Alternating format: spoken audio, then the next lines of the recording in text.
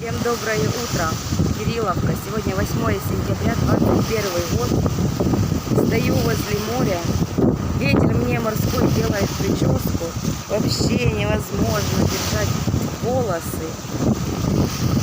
Погодка сегодня вроде бы и ничего, но ветер просто ужасный. Так что вот смотрите, немножко моря. Всем хорошего дня, всем хорошего настроения. Еще увидимся. До скорой встречи. Всем пока.